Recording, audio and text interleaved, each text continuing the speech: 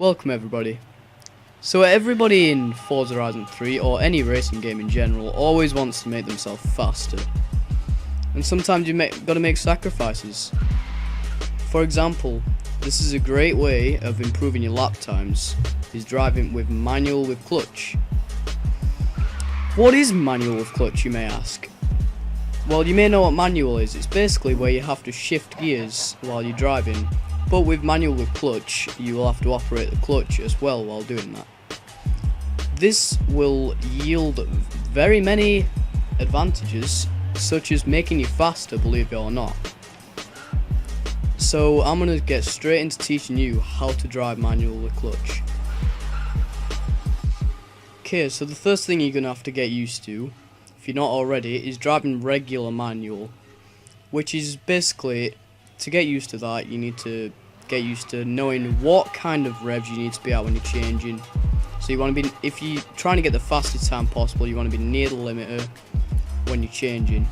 It's pretty simple. Once you get used to that, you're going to want to get used to implementing the clutch into that. So basically, as you're driving along, you're going to have your throttle down, you're going to release the throttle quickly, and then quickly put down the clutch, hit shift, let go of the clutch, put the foot on the gas again. See, I'm going to do that quickly for you. So you can see it's a smooth shift, so I'm going let go, clutch, shift, and then accelerate again. Let go, clutch, shift, accelerate. See, a common mistake people make, it's not necessarily a mistake, it can sometimes work, is not letting go.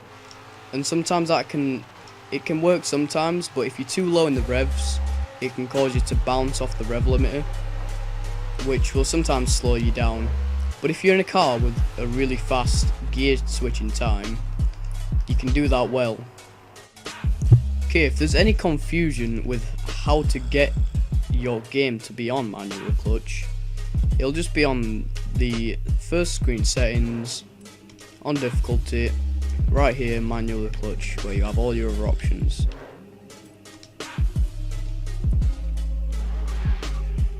And you're also going to want to pick a good controller layout that is good for you.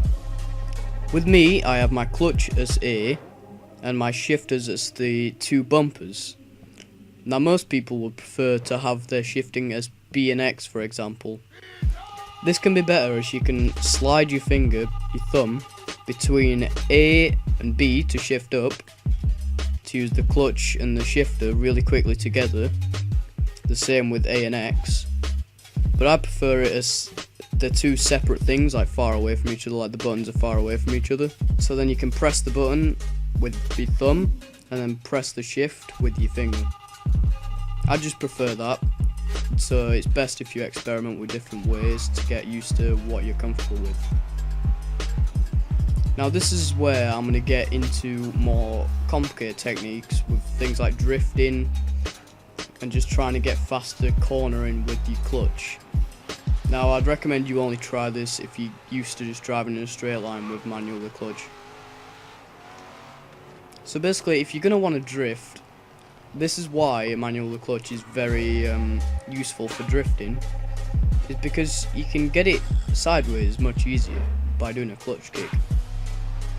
Basically what that is where you turn into a corner and you can slam the clutch down and accelerate quickly and then let go of the clutch, which will cause the tyres to spin really fast, faster than the car's going, which will get them spinning. I'll give you an example of this here. This isn't a great drift car, but I should be able to do it. So you see, so I'm just going to do it slowly when I get to this corner down here.